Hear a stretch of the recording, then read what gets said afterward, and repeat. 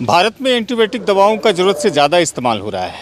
ताज़ा रिपोर्ट भारतीय आयुर्विज्ञान अनुसंधान परिषद और विश्व स्वास्थ्य संगठन के रिपोर्ट से हुई है। बताया गया है कि 1,20,00,000 चिकित्सीय पर्ची तैयार होते हैं, जिसमें 70 लाख से अधिक एंटीबायोटिक दवाओं को परामर्श के तौर पर चिकित्सक लिखते हैं। इसकी वजह यही है कि जो चिकित्सक हैं या फिर जो झोला छाप हैं या फिर गैर एलोपैथिक हैं, ज़रूरत से अधिक एंटीबायोटिक दवाओं के परामर्श के तौर पर लिखने से इस तरह से वृद्धि हो रही है। हालांकि विश्व संगठन ने इस पर चिंता व्यक्त करते हुए कहा है कि अंतर्राष्ट्रीय स्तर पर इसकी मानक लगभग 30% ही है। 30% से कम एंटीबायोटिक दवाओं को लिखना चाहिए, लेकिन पूरे भारत में 60% से अधिक एंटीबायोटिक दवाओं का अब चलन तैयार हो गया है। खासतौर से जो सुपर स्पेशलिटी अस्पताल हैं, जिसे ब्रॉड स्पेक्ट्रम बोलते हैं, वहाँ पर एंटीबायोटिक जो हैवी किस्म के होते हैं वहाँ इस्तेमाल होते हैं।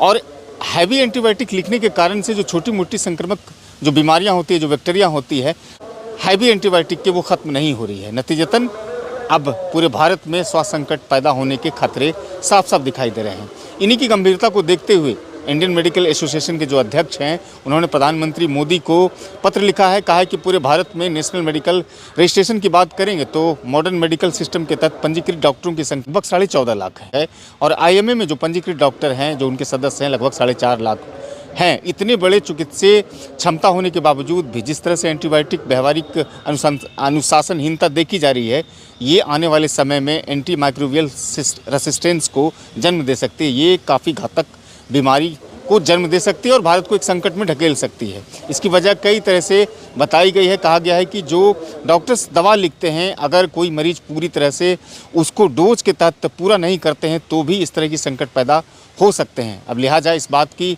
जब पत्र लिखी गई है तो कहीं ना कहीं हम सबको भी सतर्क होने की ज़रूरत है।